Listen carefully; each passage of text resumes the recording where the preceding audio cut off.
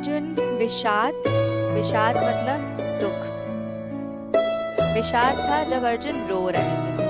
अभी तक भगवान ने कुछ नहीं बोला, भगवान सिर्फ सुन रहे थे कि बेटा रो लो, उसके बाद बात करते हैं। तो भगवान ने पहले लेसन में कुछ नहीं बोला है, इसीलिए पहला लेसन गीता का अंश माना भी नहीं जाता। सब बोलते हैं गीता शुरू होती है सांख्य योग से, सांख्य योग अब शुरू हो गया है, विषाद खत्म हो गया है। तो अब कृष्ण भगवान आ चुके हैं और कृष्ण भगवान बात कर रहे हैं। तो आज का सेशन शुरू करने के पहले हम एक छोटा मेडिटेशन करेंगे, और आज के मेडिटेशन का बहुत इंपॉर्टेंट रोल भी है, वो मैं आपको बाद में एक्सप्लेन करूंगी कि उसका पर्पस क्या है। So let's have a small meditation. For that all of you relax yourself, आराम से बैठ जाइए।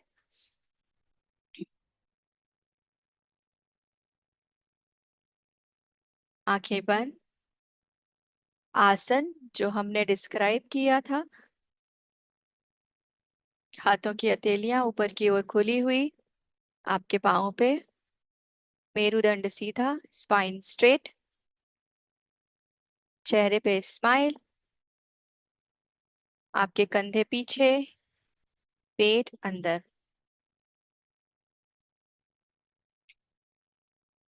और अब धीरे से अपना ध्यान लेकर जाएंगे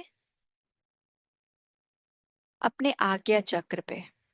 आज्ञा चक्र जो आपके दोनों भवों के बीचों बीच,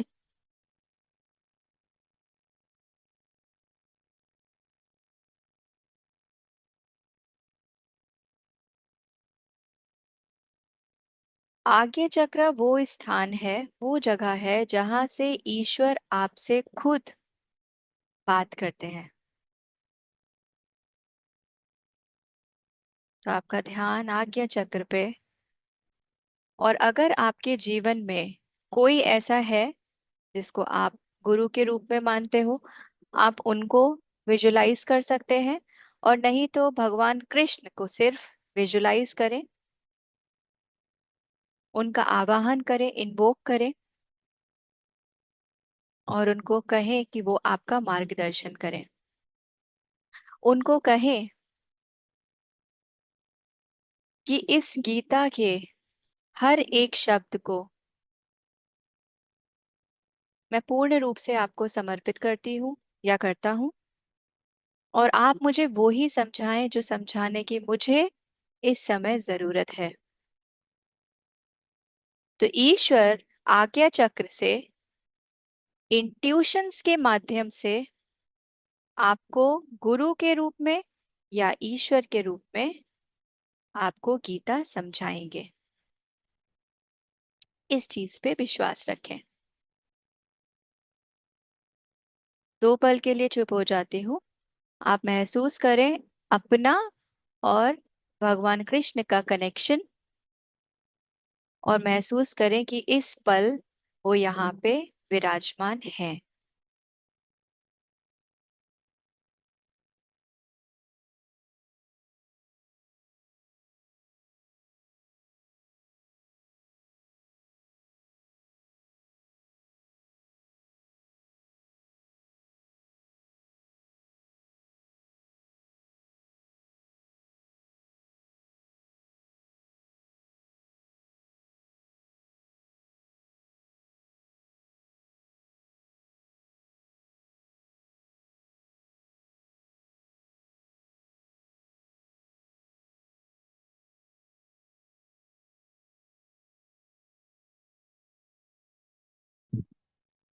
पूरा ध्यान दोनों भवों के बीचों बीच।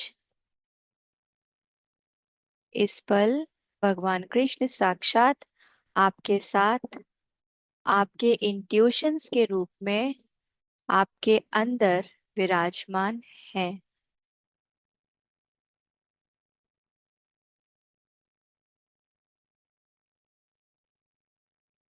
उनका धन्यवाद करते हुए, उनकी प्रेजेंस को महसूस करते हुए, दोनों आंखों को कोमलता से खोलेंगे, धीरे से खोलेंगे।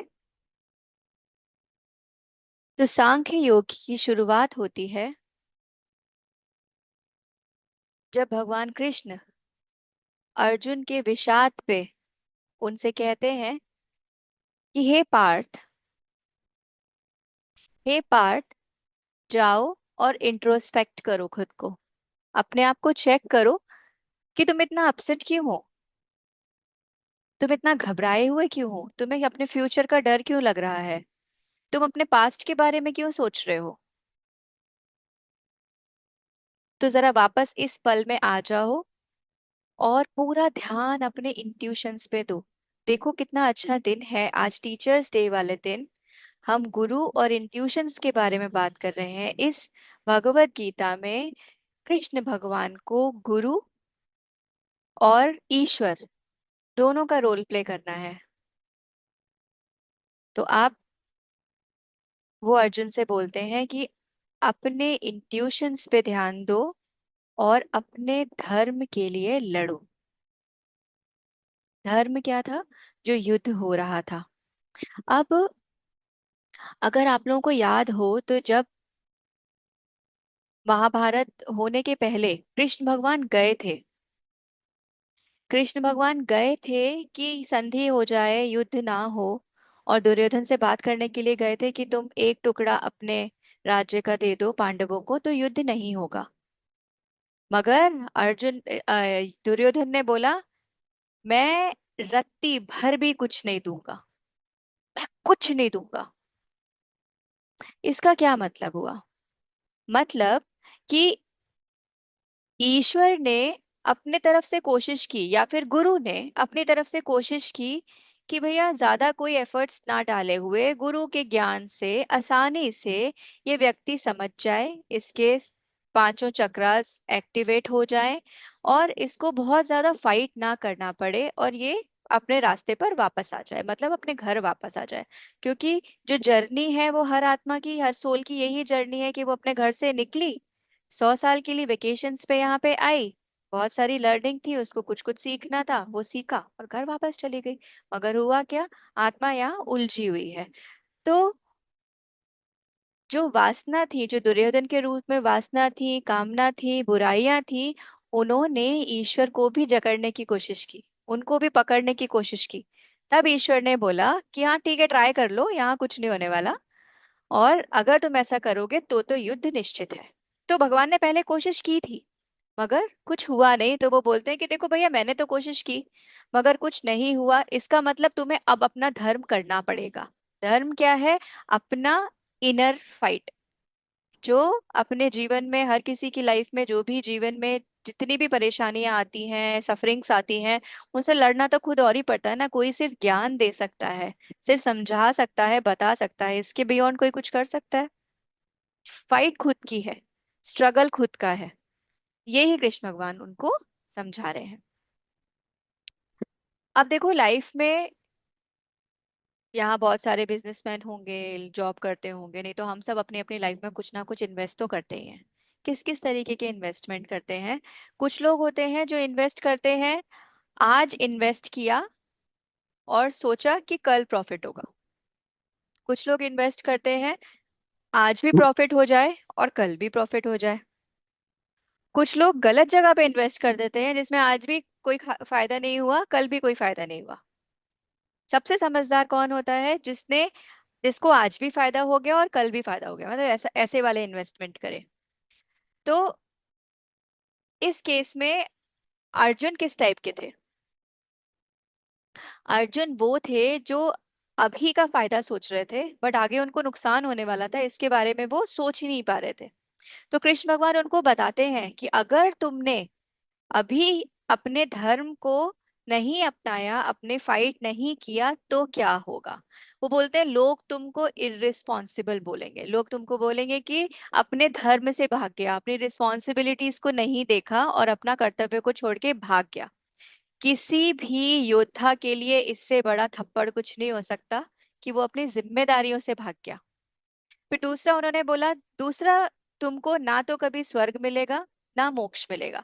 देखो हम यहाँ पे जो बात कर रहे हैं, यहाँ पे कैरेक्टर को नजर में बात कर रहे हैं, चरितार्थ कर रहे हैं, मगर बात किसकी हो रही है? एक साधक की। तो साधक अगर अपनी, ऐसी परिस्थितियां आती हैं हर एक साधक के जीवन में जब इतने टफ टाइम से गुजर रहा होता है वो कि उसको लगता है कि मुझे साधना नहीं करनी, इसका उदाहरण मैंने पहले भी दिया था कि लोग ऐसे भी होते हैं जो बोलते हैं कि पहले तो मैं पूजा पाठ करती थी, मैं भगवान को मानती थी, मगर मैंने अभी सब छोड़ दिया, मेरे साथ इतना खराब हुआ कि मेरा भगवान से विश्वास ही उठ गया। ऐसे होते हैं। इसमें मैंने वो अमिताभ बच्चन का एक मूवी थी, उसका एक एग्जाम्पल दिया था कि अमिताभ बच्चन मंदिर के बाहर खड़ा रहता था और अंदर नहीं जाता था। मूवी का नाम मुझे आज भी याद नहीं है।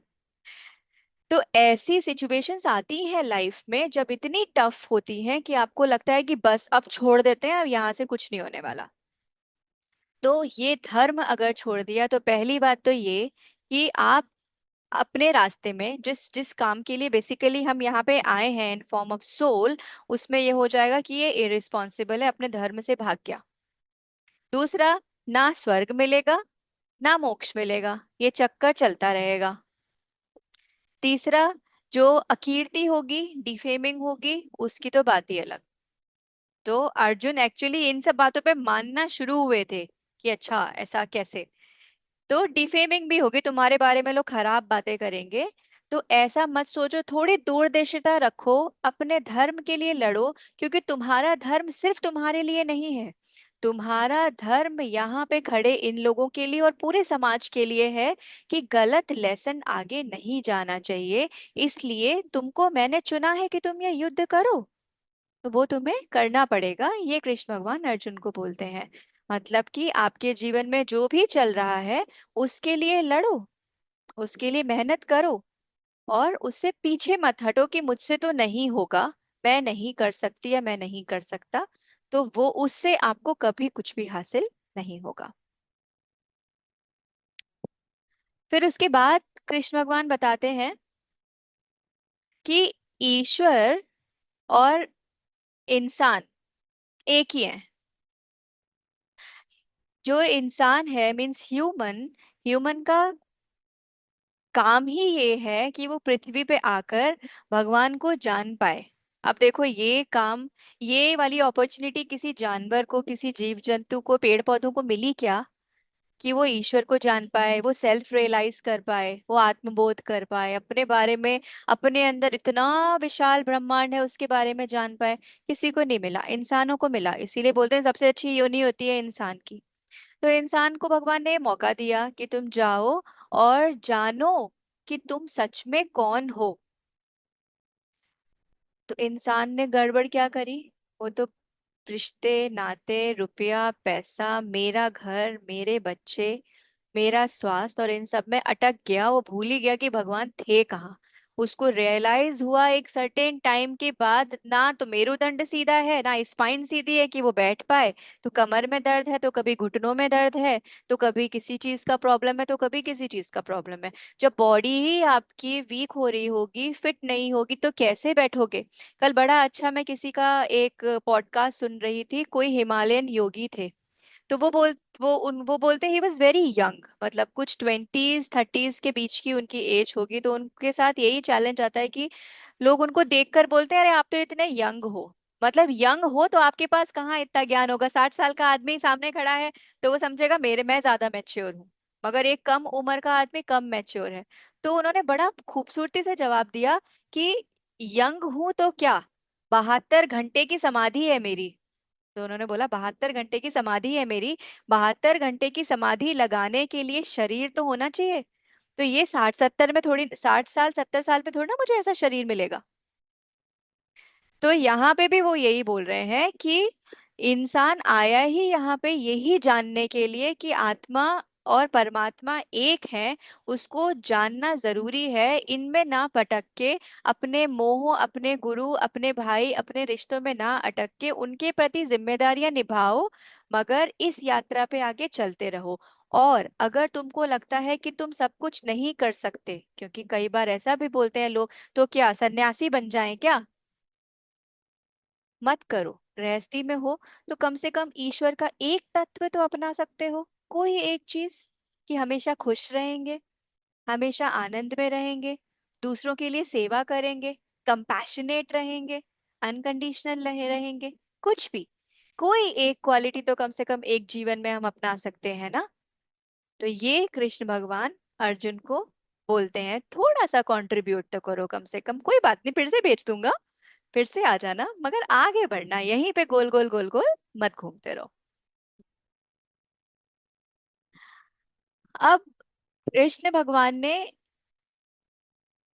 एक साधक की और एक एक उनका साधकों की आदत बताई है यहाँ पे कि कुछ साधक ऐसे होते हैं जो चाहते हैं, ये भी बड़ा नॉर्मल है, हाँ मतलब people can relate with this, कम मेहनत करनी पड़े रिजल्ट ज्यादा मिल जाए।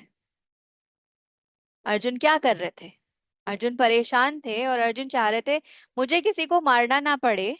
अर्जुन ने बोला कि अब हे माधव, आप ही मुझे बताओ कि ये द्रोणाचार्य और भीष्म पितामह को कि मैं कैसे उनके साथ उनके ऊपर बाण चलाऊं।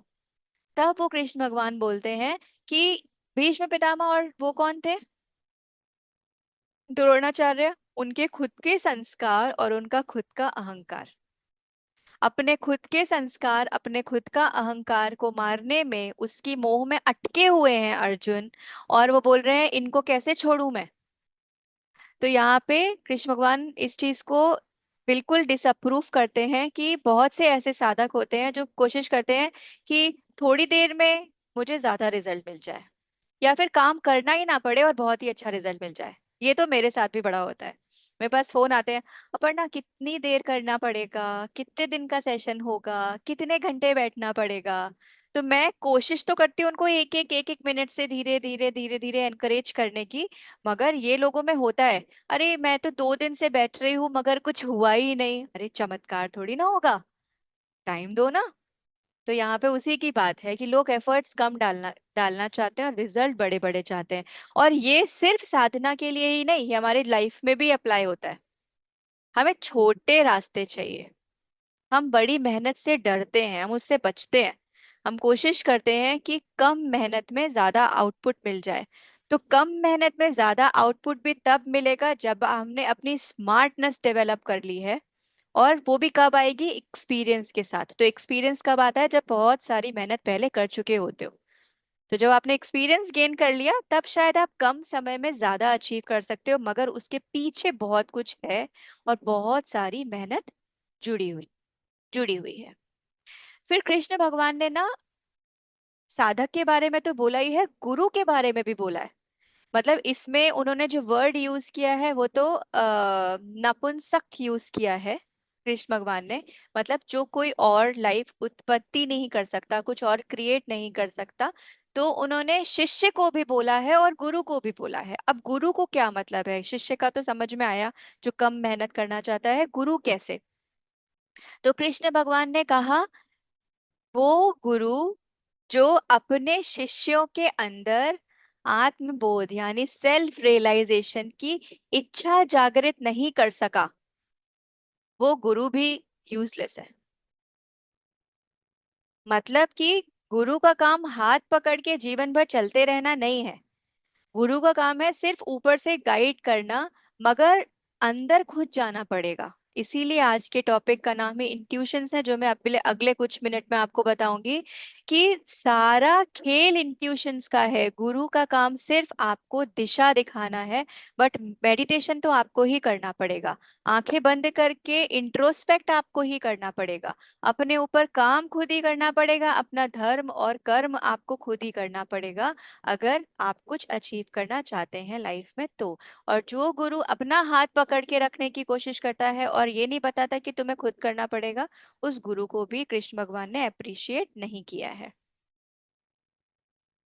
अब यहाँ पे कृष्ण भगवान, ये भी बड़ा अच्छा है कि अर्जुन को कृष्ण भगवान बोलते हैं अरे डरपोक। अब सोचो, ये कितना महान योद्धा, अभी उसको कोई बोले अरे डरपोक, ईगो हर्ट हो गया अर्जुन का।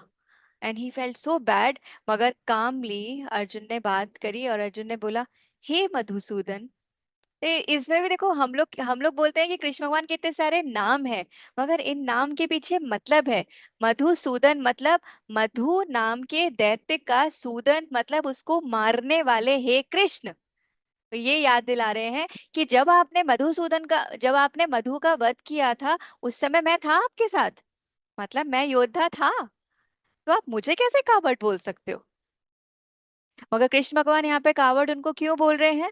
कृष्ण भगवान उनको कावर्ड इसलिए बोल रहे हैं क्योंकि तुम अपनी ही रिस्पॉन्सिबिलिटी से पीछे भाग रहे हो, है ना, अपने ही धर्म से पीछे भाग रहे हो, इसलिए वो उनको कायर बोल रहे हैं। फिर कृष्ण भगवान ने एक और बड़ी अच्छी बात बोली है कि हम लोग, मतलब एक साधक या फिर हम आत्माएं, चेतना, हम लोग क्या करते हैं, हम ना अपनी चीजों में इतना ज्यादा उलझे हैं कि हम, अब जैसे यही सेशन ले लो, मैंने बोला सबसे ज्यादा कमिटेड कौन है, तो ऐना ने बोला आप खुद। हाँ, अब यहाँ पे, या फिर हमारे कहीं किसी को जाना है, कोई सेशन अटेंड करना है, हमारे पास रीजंस होते हैं कि मैंने क्यों नहीं किया, वो बहुत जेन्युइन रीजन हो सकता है, मगर हमको अपनी प्रायोरिटी सेट करनी पड़ती है लाइफ में कि मेरे लिए क्या इम्पोर्टेंट है।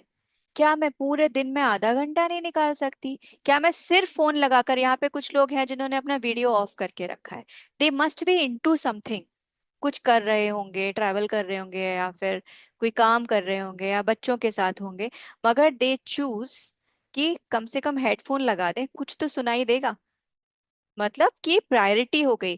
तो इसमें बड़ा अच्छा है, मैं कहीं पढ़ रही थी, उसमें था कि बहुत से लोग जो करना चाहिए, मतलब जब जो काम करना है वो काम नहीं करते, और जो नहीं करना चाहिए वो कर देते हैं, उन दोनों को कृष्ण भगवान ने कायर बोला है।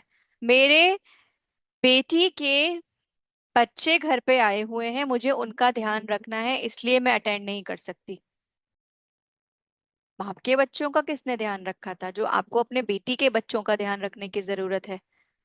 कुछ ना कुछ व्यवस्था हो सकती है अगर आप चाहो तो। पहला क्या है, आप चाहो तो। मगर हम क्या करते हैं, हम पहले एलिमिनेट कर देते हैं इस चीज को, उसके बाद हम और चीजें चाहते हैं, तो ये कभी प्रायोरिटी नहीं हो पाती।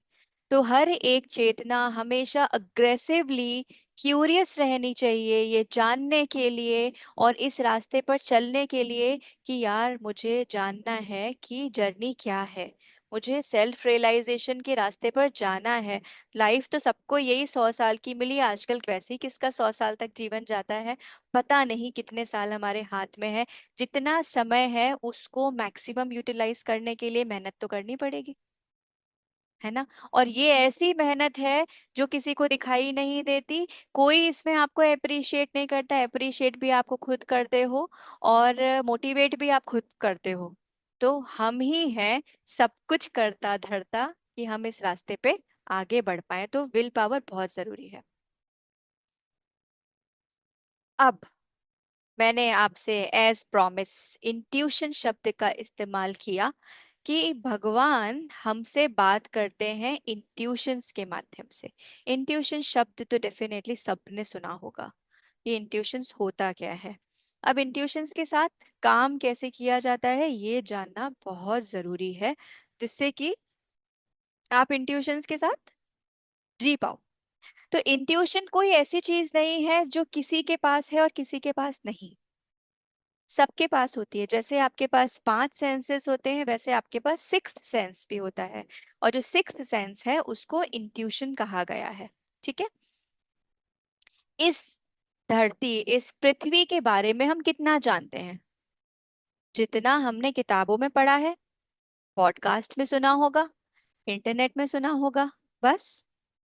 इसके बियॉन्ड हम कुछ नहीं जानते। मगर क्या इतना ही ज्ञान है? देखो, धीरे धीरे करके जैसे चैट जीपीटी इवॉल्व हो रहा है, वैसे नहीं इंफॉर्मेशंस भी बढ़ती जा रही हैं। आज एक टीचर जो चीज आज पढ़ाएगा, 10 साल बाद उसको पता चलेगा कि कितनी सारी इंफॉर्मेशन और आ गई, कहाँ से आई वो इंफॉर्मेशन।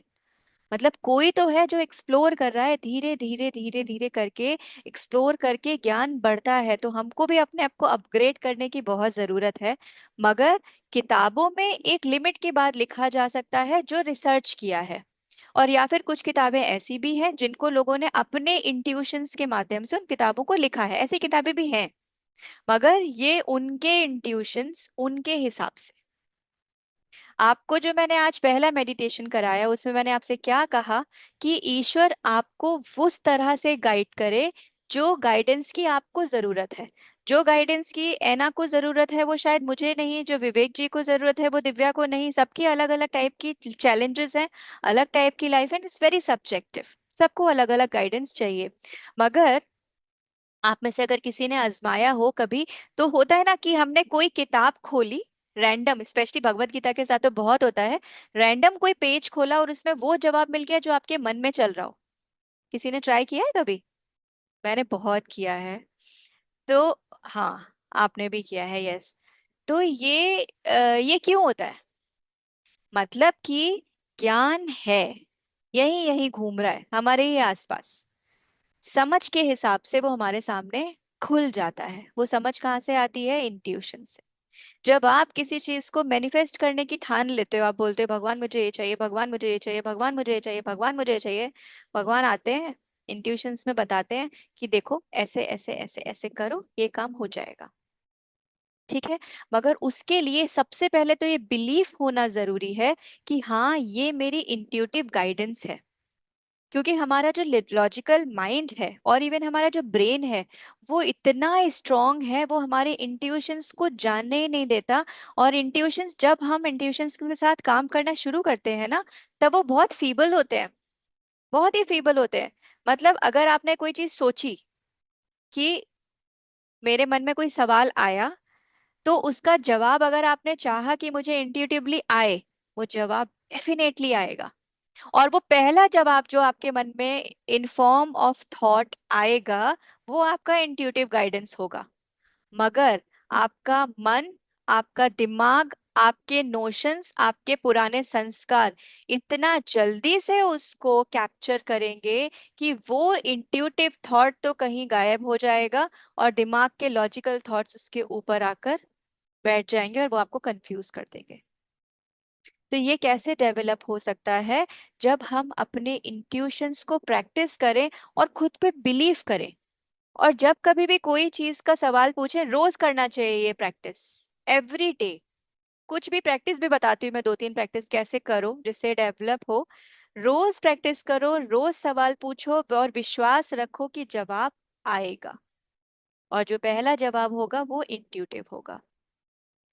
फ्लाइट पकड़नी है सुबह 4 बजे की, 3 बजे निकलना पड़ेगा, बल्कि 2:30 बजे निकलना पड़ेगा। 2:30 बजे निकलने के लिए या तो रात भर ना सोए और या फिर 2 बजे उठ जाएं। तो जब 2 बज रहा होगा तो 2 बजने में 5 मिनट पे दिमाग की घंटी बजेगी और आपकी आंख खुल जाएगी। और हो सकता है आपको लगे 5 मिनट और हैं यार, सो जाते हैं, तो फिर 2:30 बजे उठो, तो उसकी कोई जिम्मेदार नहीं है। मगर इंट्यूशंस आए थे आपको याद दिलाने के लिए कि देखो उठने का टाइम हो गया, उठ जाओ। वो इंट्यूशंस थे। ऐसे ही बहुत सारे, कभी कभी कहीं बाहर जाने का मन नहीं करता, बहुत हैवीनेस फील होती है, कभी कोई घर से जा रहा हो तो लगता है आज मत जाओ। मेरी दादी हमेशा करा करती थी, जैसे ही जाने का टाइम हुआ, वो इतना, अरे हमारा मन बहुत भारी हो रहा है मत जाओ, मन बहुत भारी हो रहा है मत जाओ। अब क्योंकि वो दादी थी तो हम हमेशा मान जाते थे, हमारी टिकट हमेशा कैंसिल होती थी। क्योंकि ये एक बिलीफ है कि भैया उम्र के साथ साथ इंट्यूशंस भी डेवलप होते होंगे। तो मगर हमारे सबके इंट्यूशंस डेवलप हो सकते हैं, और जिसका उदाहरण मैंने अभी आपको दिया। जितने बजे उठना होता है उसके पहले हमारी आंख खुलती है। एक और प्रैक्टिस करती हूँ मैं, ये मेरी रेगुलर प्रैक्टिस है कि मुझे सुबह जल्दी उठना होता है। तो अगर मैं डिसेंट टाइम पर सो गई हूँ, मतलब 5 घंटे की, 4.5-5 घंटे की मेरे को नींद मिलने वाली है, तो मैं अपने तकिए को, अपने पिलो को बोल के सोती हूँ कि देखो मुझे 4 बजे उठना है, मुझे जगा देना। तो मेरा पिलो मेरा बेस्ट फ्रेंड है, वो इंश्योर करता है कि एग्जैक्ट 4 बजे मेरे को उठा दे। और अगर मैंने पिलो को नहीं बोला, तो मैं सिर्फ 6:30 बजे तक सोती रहूंगी।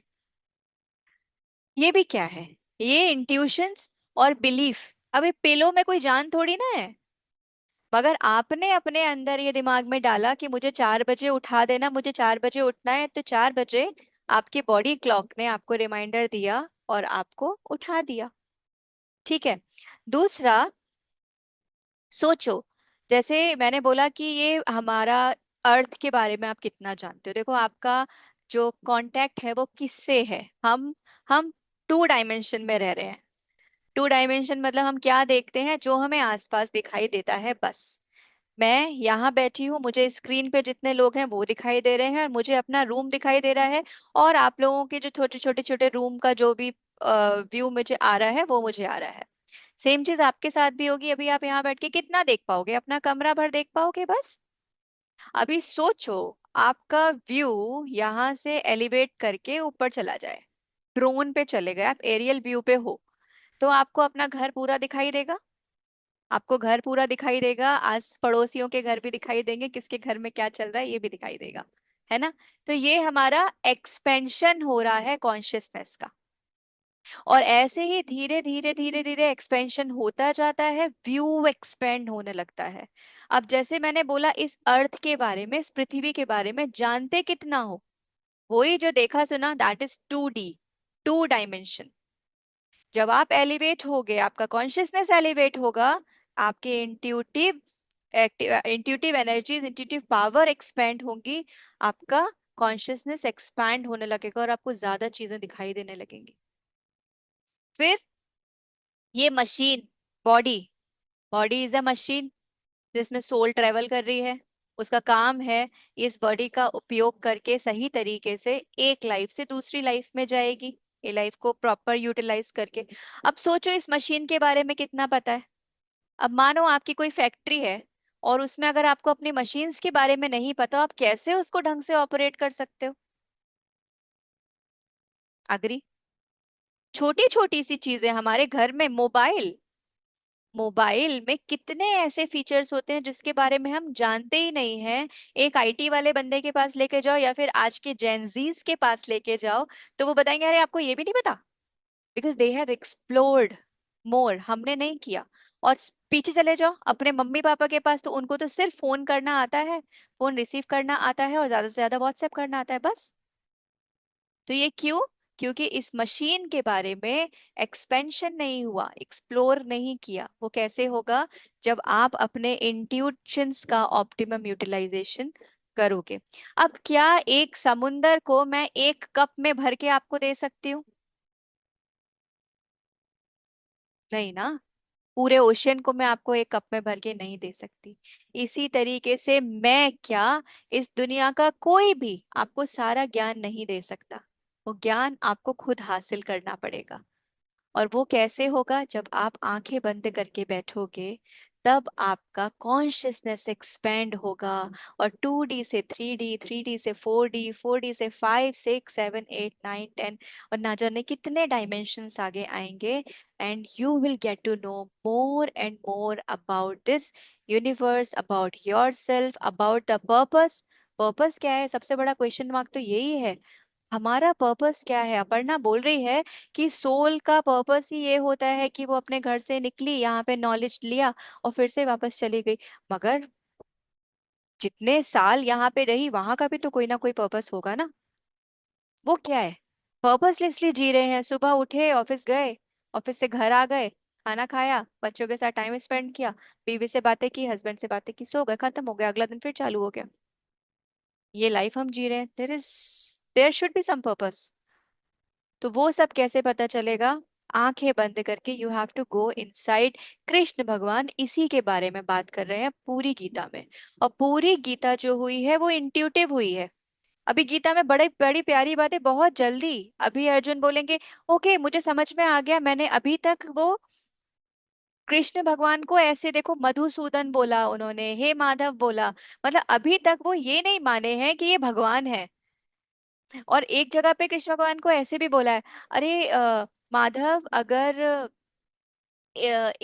इनको मार दिया और सबका वध करना पड़ा, तो हम लोग कैसे अपने संस्कारों को आके लेके जाएंगे? अरे हम लोग नहीं, तुम, वो भगवान है। तो हम लोग नहीं, तो वो ये रियलाइज भी नहीं कर रहे कि वो भगवान है। मगर आगे बहुत जल्दी उनको ये रियलाइजेशन हो जाएगा कि ये गुरु है, वो समर्पित कर देंगे अपने आप को और फिर तो बहुत जल्दी उन्हें पता चल जाएगा कि ये तो ईश्वर है।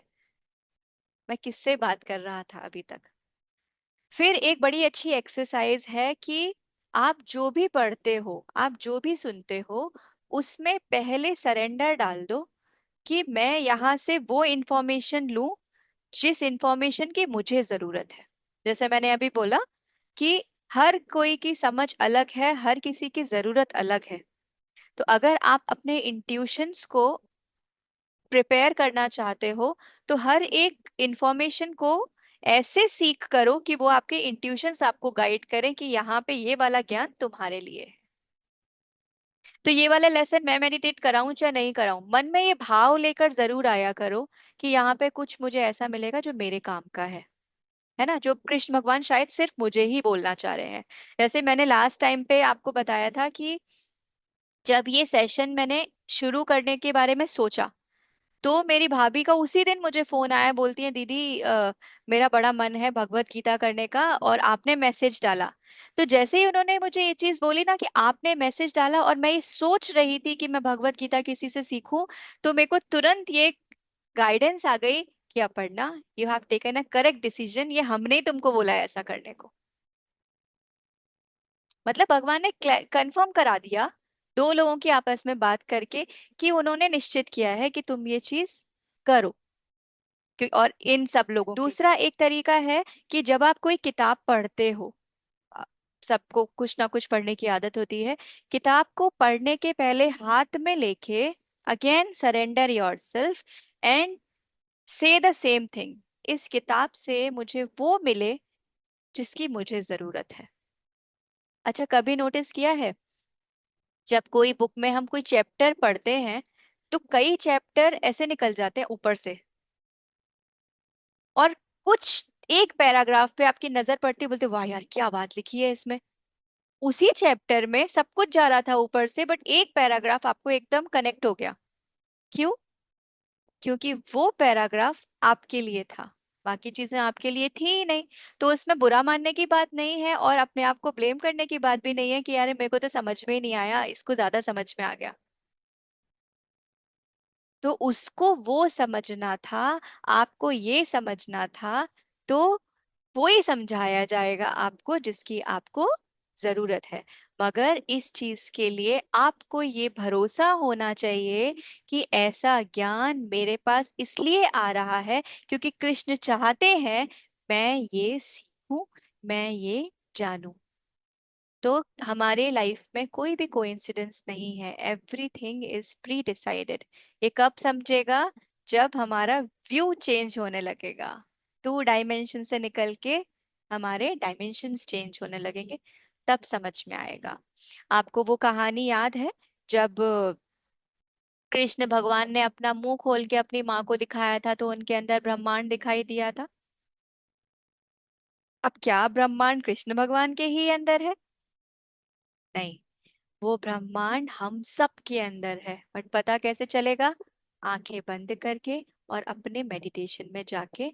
ईश्वर खुद आकर आपसे ऐसे बात करते हैं जैसे कि अभी हम बात कर रहे हैं।